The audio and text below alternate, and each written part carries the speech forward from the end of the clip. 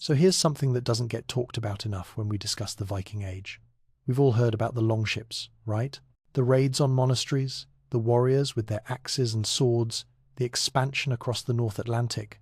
But there's this whole other story happening, a quieter story, but one that's equally dramatic in its own way. And it's a story about survival that makes our modern concerns about meal prep look absolutely trivial by comparison.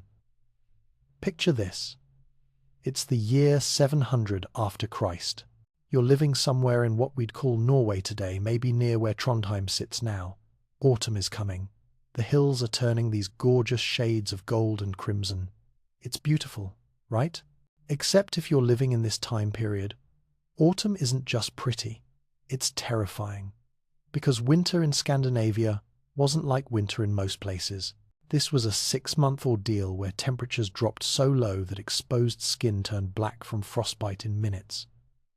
Iron became brittle, and if you hadn't prepared properly during the brief harvest season, you died. It's really that simple. Now, we tend to think about food preservation as this kind of quaint historical curiosity. Oh, how charming they salted their meat and hung it up to dry. But let me put this in perspective for you. The Norse had to solve a problem that would make modern logistics managers weep.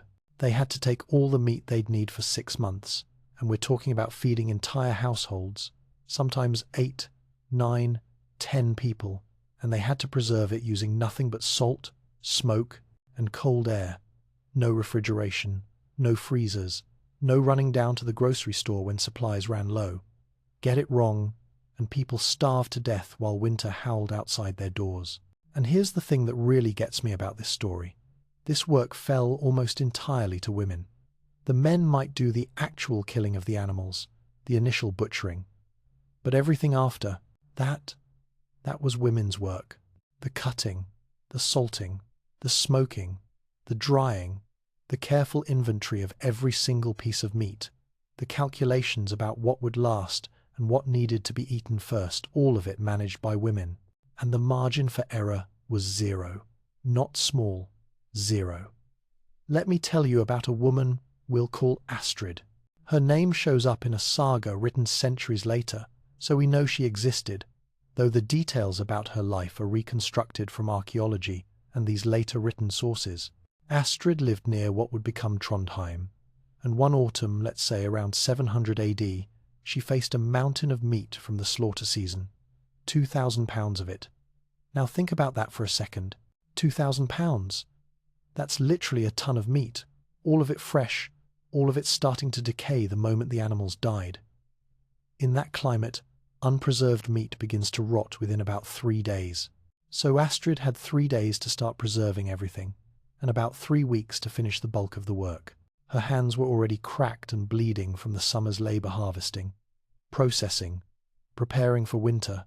Now she'd spend the next 3 weeks doing work that would make her hands worse, rubbing salt into meat until her skin split open, hanging heavy strips to dry, tending smoke fires for hours and hours each day. And she'd learned all of this from her mother. Who learned it from her mother? An unbroken chain of knowledge stretching back so far that nobody even remembers when it began.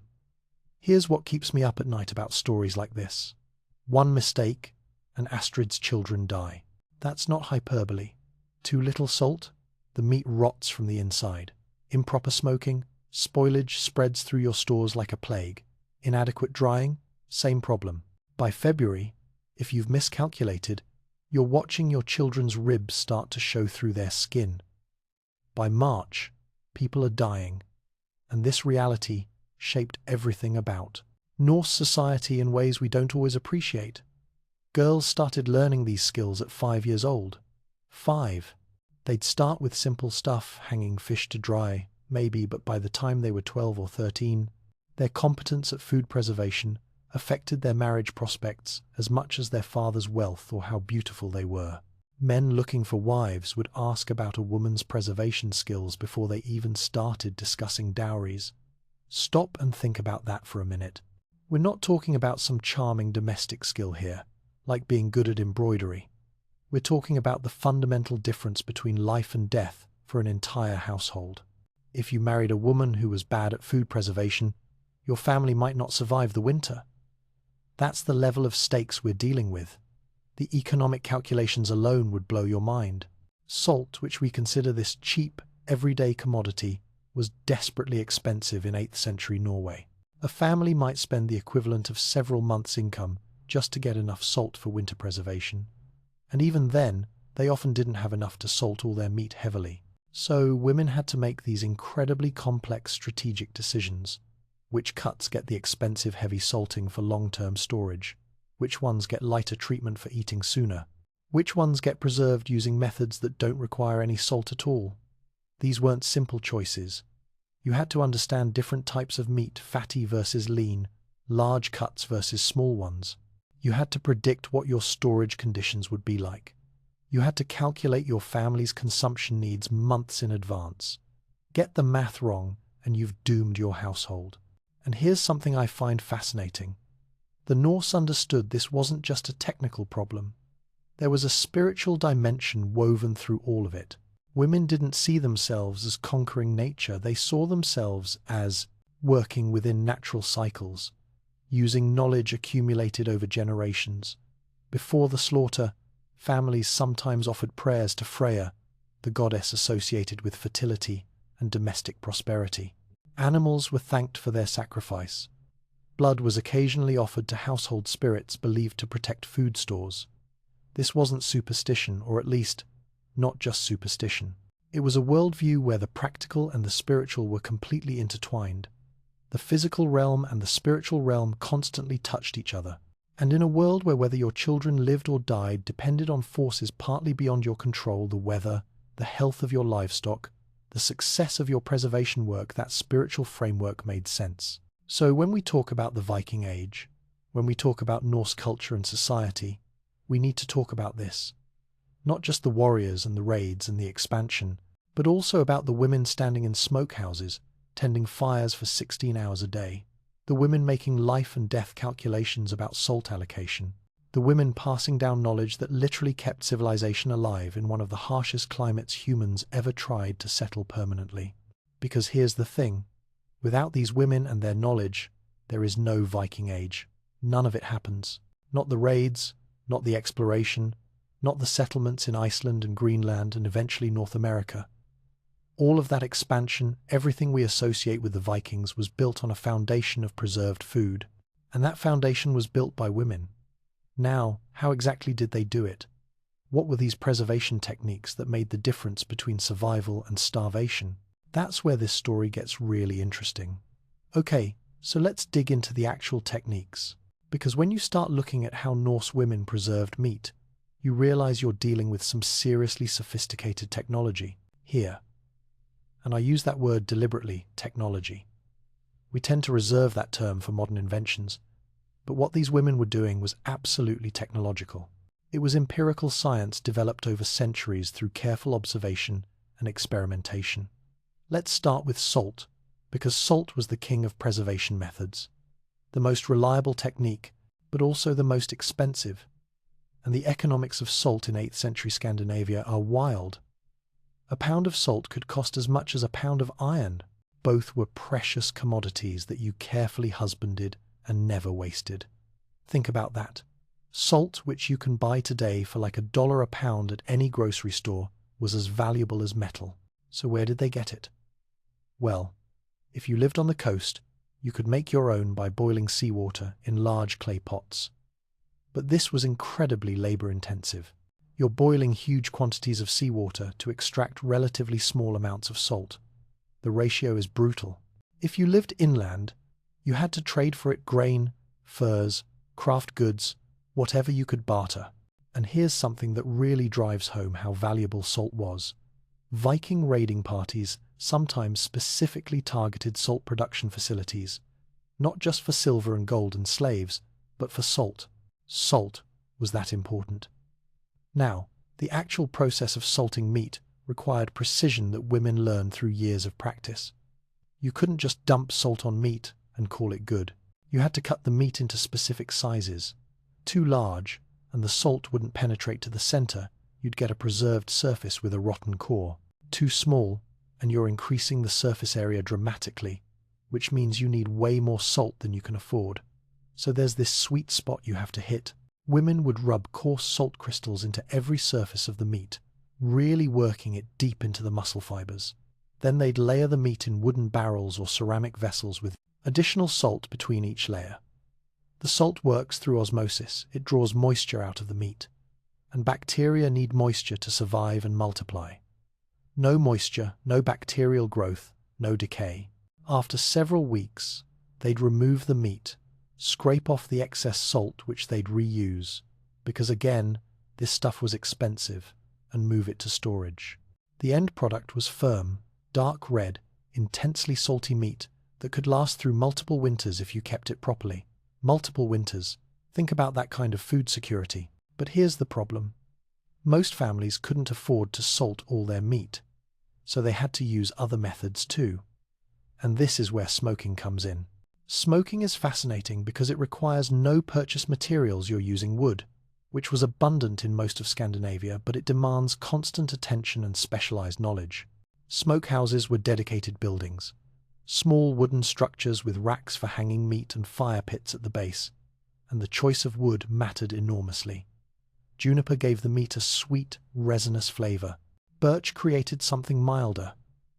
Alder produced this steady, cool smoke that was ideal for long preservation. Different woods burned at different temperatures. They produced varying amounts of creosote and other preservative compounds. They created distinct flavors that became family signatures. You could probably go to a neighbor's house, taste their smoked ham, and know exactly what woods they used. That's how specific and refined this knowledge became. A woman tending a smokehouse fire might spend 12 to 16 hours a day for 2 weeks, maintaining that perfect steady smoke. You couldn't let flames catch the meat that would cook it or burn it rather than preserving it. You needed smoke, constant, steady smoke, day after day after day. And the smoke worked through multiple mechanisms. This is what I mean when I say this was sophisticated technology. The heat dried the meat's surface, reducing moisture. Chemical compounds in the wood smoke, phenols, formaldehyde, other stuff coated the meat in antimicrobial layers. The smoke's acidity inhibited bacterial growth, and the combination of drying and chemical coating created this sealed surface that prevented internal spoilage. Women learned to judge when meat was properly smoked by color. You wanted this deep mahogany brown. By texture, firm but not brittle. By smell, clean, smoke scent with absolutely no hint of rot.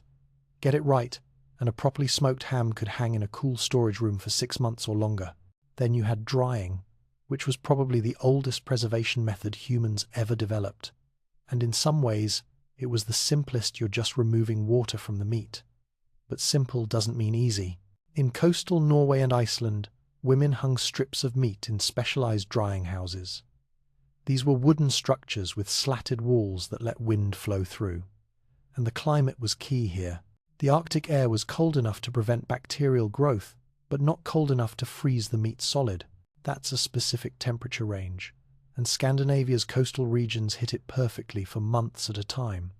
Wind-dried meat lost 70 to 80% of its water weight. 70 to 80%. You're concentrating the flavors, creating these products that could last for years if kept dry. Years. The technique worked less well in southern Scandinavia, where the climate was milder and more humid, so you got these regional variations in preservation practices based on local conditions. Now here's where things get really interesting, and by interesting, I mean slightly disturbing if you're not used to the idea. Fermentation.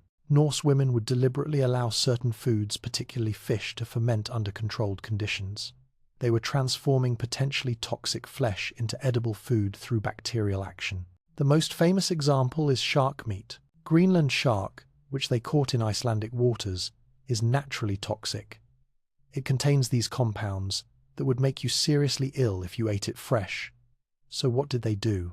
They buried the shark meat in gravel pits for several weeks, allowing natural bacteria to break down the toxic compounds. This required incredibly precise judgment. Too little fermentation, the meat's still poisonous. Too much fermentation, you've got putrid waste. The resulting product, they called it hakal, has this ammonia smell that burns your nose. The taste is challenging for newcomers, but it represented valuable protein stores. created through nothing but knowledge and patience. No salt required, no fuel for smoking, just understanding how to work with bacterial processes rather than against them.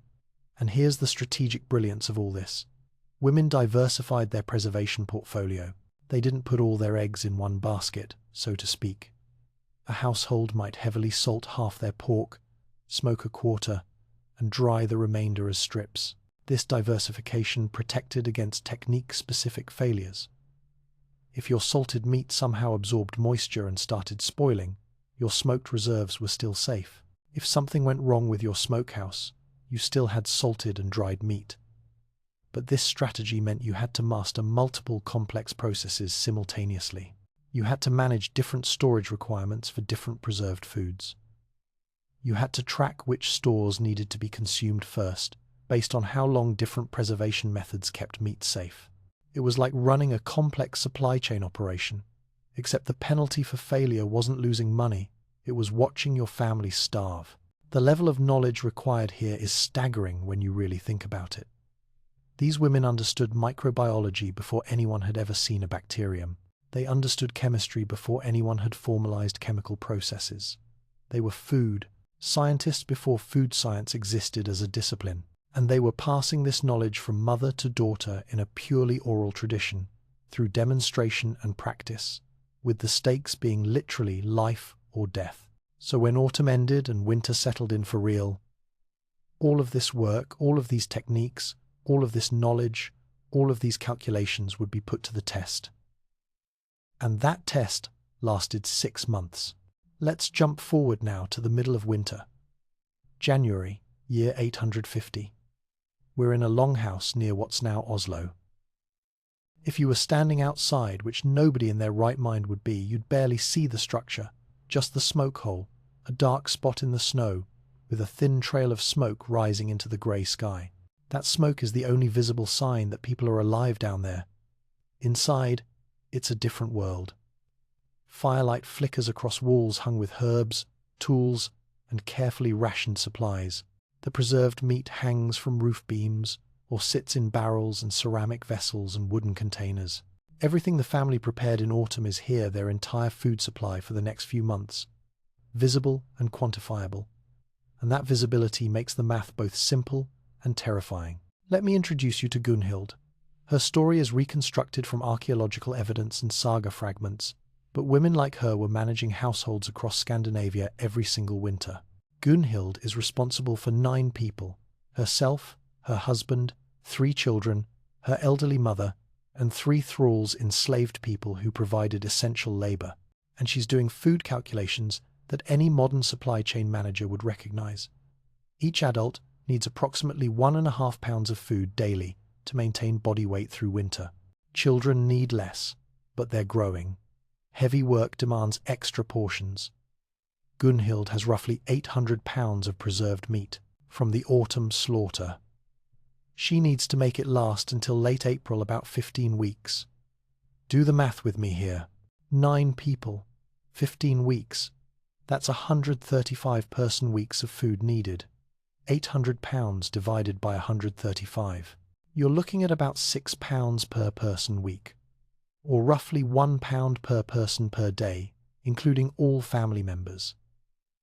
The margin for error is virtually non-existent, so every single week, Gunhild is checking her supplies. She's running her hands over the hanging smoked hams, feeling for any softness that might indicate spoilage starting beneath the protective crust. She's inspecting the salted pork in barrels, looking for that telltale green tinge or the smell that means decay has begun. And when she finds something questionable, a ham with suspicious softness, salted beef with an off odor, she has to make immediate decisions. Slight deterioration means moving that meat to immediate consumption before it spoils completely. Advanced spoilage means cutting away affected portions. If the rot has penetrated too deeply, she's throwing out entire pieces despite the waste. And every one of these decisions has consequences. Discard a 10-pound ham because half of it is spoiled, and you have to reduce everyone's rations elsewhere to make up for the loss. Think about the psychological weight of that. You're the person standing between your family and starvation. Every decision you make about food, what to eat today, what to save for next month, whether to throw out questionable meat or risk feeding it to your family. Every single one of these decisions could determine whether people live or die. And it's not just about quantity. Gunhild has to think about nutrition too. Heavily salted meat needs soaking in cold water for hours or even days before cooking. Otherwise, it's inedibly salty. She's changing the soaking water multiple times, tasting small pieces to judge when sufficient salt has leached out. Smoked meats get chopped or shaved into stews. Their intense flavors can strengthen thin broths made by boiling bones repeatedly. Dried meat requires long cooking in liquid to become tender enough to chew, though some of it gets eaten hard, like jerky, during work. The diet becomes monotonous in ways that are hard for us to imagine. Breakfast might be porridge made from stored grain with small pieces of chopped smoked fish. Midday meal brings stew boiled grains and root vegetables with shavings of salted pork or dried mutton. Evening meal is more of the same, varied only by which preserved meat Gunhild chooses. Fresh food is almost entirely absent.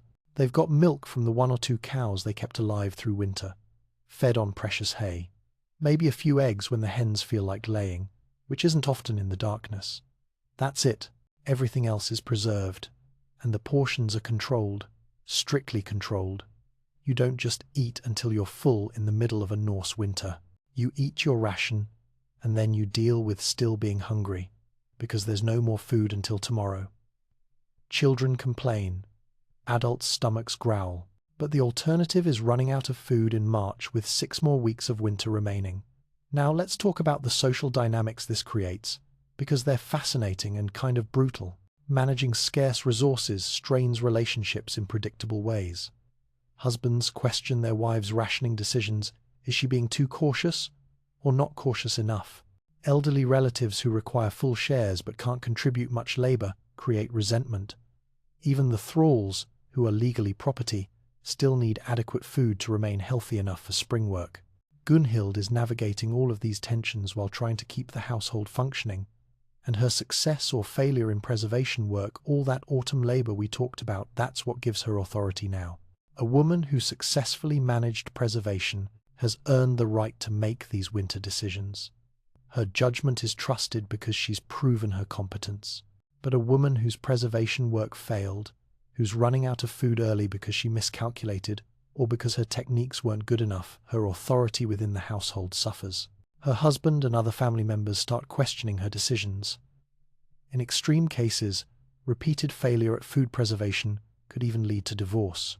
There are special challenges throughout winter that require specific knowledge. Young children have developing bodies that can't handle heavy salt like adults can. Gunhild has to know which preserved items are safest for children. Lightly smoked meats, thoroughly soaked salted fish, dried meats that have been well boiled to tenderness. Pregnant women need careful nutrition because winter births combined with poor maternal diet can kill both mother and child. Nursing mothers need enough food to produce milk. Every life stage has its own requirements, and getting it wrong has immediate consequences. But there are bright spots. In late December comes the Yule feast. This is a deliberate choice to temporarily increase consumption. Families take several days to celebrate with more abundant food than they usually allow themselves.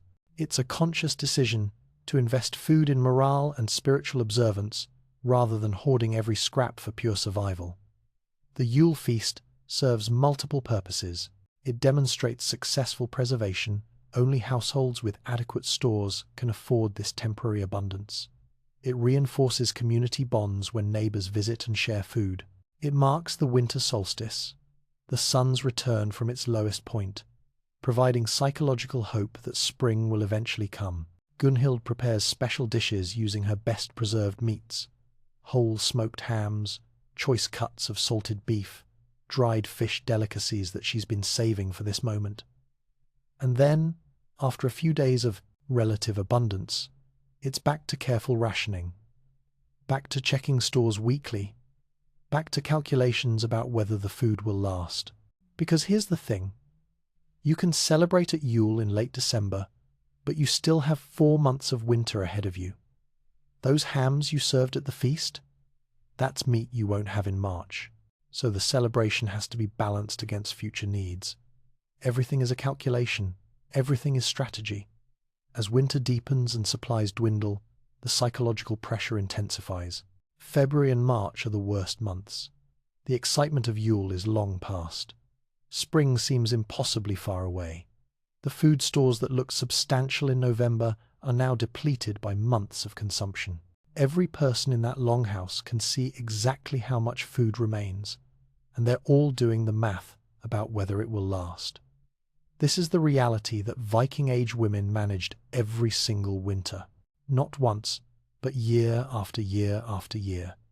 The same cycle of preservation, rationing, calculation, and hoping that their work would be enough to get everyone through to spring. And the success of this work, these quiet domestic skills that don't appear in saga stories about battles and heroes, this was literally what made Norse civilization possible in Scandinavia's brutal climate. But the story doesn't end when spring arrives and the snow melts. Because these preservation techniques, this knowledge that women developed and refined over centuries, it was about to enable something that would change European history. So here's where this story gets really big. Because all of this preservation knowledge, we've been talking about the salting and smoking and drying and fermenting, it didn't just keep individual families alive through winter. It enabled the entire Viking Age expansion. And I want to be really clear about this cause and effect relationship, because it's not always appreciated in discussions of Viking history.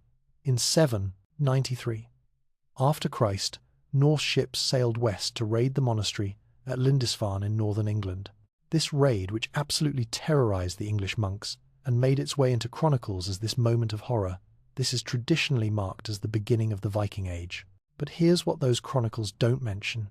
Those raiders were eating food prepared by women using preservation techniques, dried fish and smoked meat that could last for weeks at sea without spoiling, portable, calorie-dense provisions that made the voyage possible.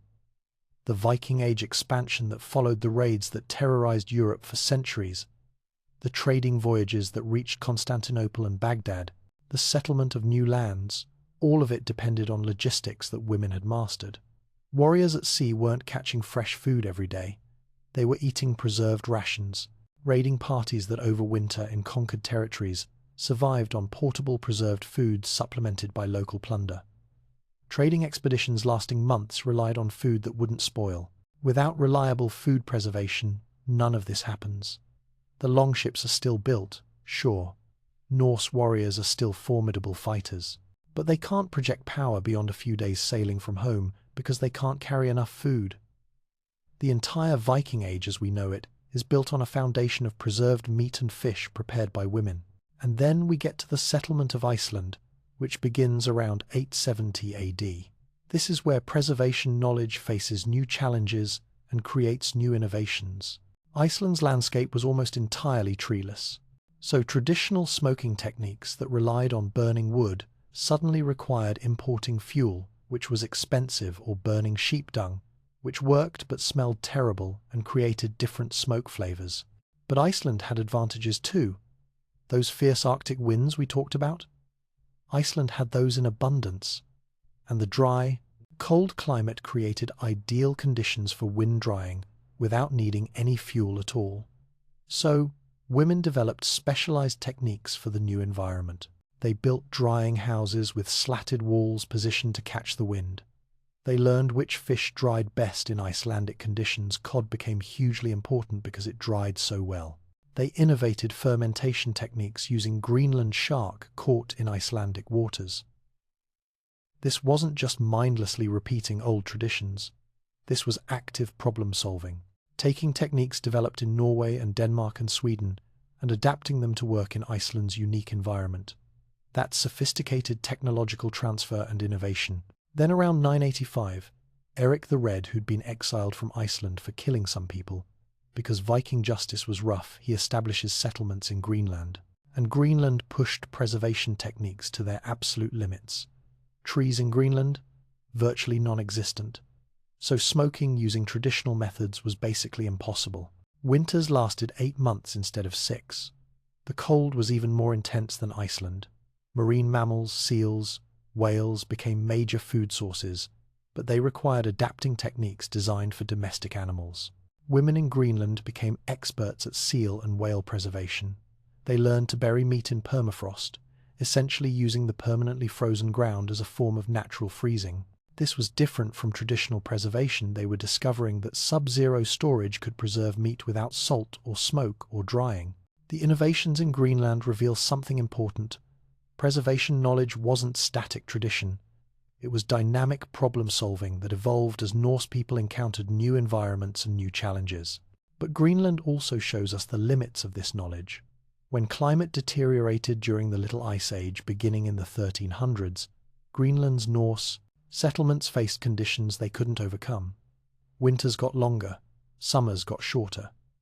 The growing season shrank, maritime ice increased, making seal hunting more dangerous and unpredictable. Even sophisticated preservation techniques couldn't save you if you didn't have enough food to preserve in the first place. Archaeological evidence from abandoned Greenland farms is haunting. Storage rooms still contain preservation tools, salt containers, smoking racks, cutting implements left behind when people finally departed. The techniques that had enabled settlement in one climate proved insufficient when conditions worsened beyond critical thresholds. By the mid-1400s, Greenland's Norse population had disappeared. Climate change that they couldn't overcome despite centuries of accumulated knowledge. Meanwhile, back in Scandinavia and Iceland, the preservation traditions survived and evolved through other changes. Christian conversion around 1000 AD introduced new dietary requirements: no meat on Fridays, fasting periods, restrictions during Lent. So women adapted their techniques to meet religious obligations while maintaining nutritional adequacy. Fish preservation became even more important because fish was allowed during Christian fasting periods when meat wasn't. The medieval warm period, roughly 900 to 1200 AD, brought milder winters to Scandinavia. This actually reduced the need for such intensive preservation, allowing population growth and agricultural expansion. But when climate cooled again in the 1300s during the Little Ice Age, the old knowledge was still there, still being passed from mother to daughter, still essential for survival. Now jump forward to today, 21st century, and these traditional preservation techniques haven't disappeared. They're still being practiced, still creating foods that connect modern Scandinavians to their ancestors through direct sensory experience. Icelandic hakal, that fermented shark we talked about, it's still a national delicacy. They're still burying Greenland shark for weeks, still hanging it to dry for months. Yes, it smells like ammonia. Yes, it's an acquired taste. But when someone eats hakal today, they're tasting something made using techniques that are more than 1,000 years old. Norwegian rakfisk, trout fermented for months in brine. They celebrate it at annual festivals. Swedish surströmming, Baltic herring fermented until the cans actually bulge from gas pressure. This stuff provokes both pride and humor among Swedes. There are YouTube videos of people trying to open cans without the smell overwhelming them. But it's not a joke. It's living tradition. These aren't museum curiosities. They're not historical reenactments. These are actual foods that people actually eat, prepared using methods that women developed in the Viking Age and earlier. The meat hanging in Icelandic drying houses today hangs the same way women hung it in 800 AD. The salt rubbed into Norwegian mutton follows patterns established before Christianity even reached Scandinavia. And here's something that really drives this home. Modern food scientists have analyzed these traditional foods and validated the ancient wisdom in unexpected ways. The fermentation process that makes Greenland shark edible? It breaks down trimethylamine oxide compounds that would otherwise be neurotoxic. The women who developed this technique had no idea about neurotoxins or chemical compounds. They just knew through centuries of observation that fermented shark was safe to eat and fresh shark made you sick. The antimicrobial compounds in wood smoke, phenols, cresols, formaldehyde derivatives, these kill or inhibit the exact same bacteria that modern food scientists target with industrial preservation methods.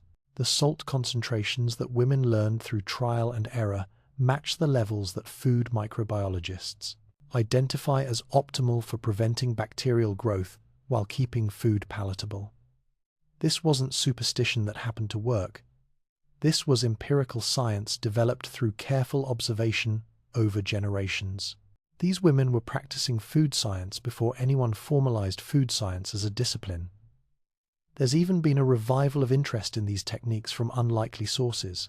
Copenhagen's Noma, which has been named the world's best restaurant multiple times, features dishes using centuries-old Nordic preservation methods. High-end chefs are fermenting and drying ingredients using techniques that are virtually unchanged from Viking Age practices.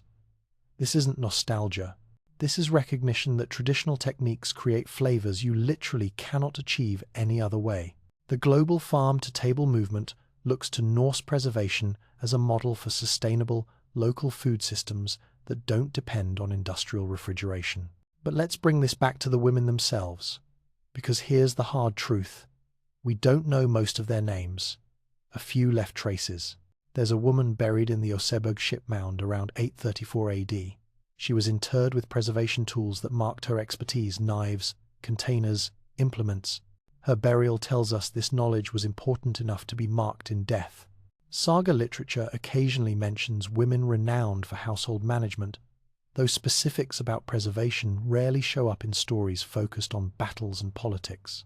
Most of the women who developed, refined, and passed down these techniques are nameless. Their individual contributions melted into the collective tradition that they maintained and transmitted from one generation to the next. We'll never know their names, we'll never hear their stories, but their legacy persists.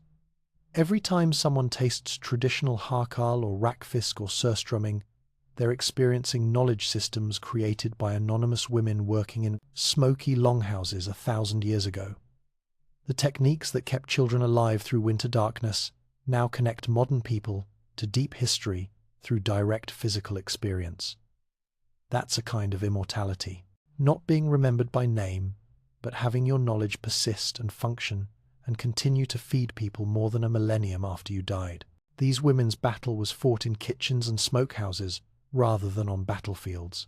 Their enemies were decay and scarcity rather than human warriors, but their victory was no less complete for being less celebrated. They conquered winter itself. They transformed seasonal abundance into year-round sustenance. They enabled their people not just to survive, but to thrive and expand across the North Atlantic world. Every Viking voyage, every new settlement, every winter survival, all of it represents the triumph of knowledge, held and transmitted by women whose names history forgot, but whose wisdom remains embedded in the cultures they helped build. The meat they preserved is long consumed, but the preservation of their techniques, that remains as a living monument to human ingenuity, to cultural persistence, to the power of knowledge passed from one generation of women to the next. And that monument isn't made of stone or metal. It's made of salt and smoke and the taste of properly preserved meat that connects us directly to people who lived more than 1,000 years ago. That's the real story of Viking Age preservation. Not just how they did it, but why it mattered and how it echoes into the present day. These women changed history without ever picking up a sword. And their legacy is still here, still tangible, still feeding people, if you know where to look for it.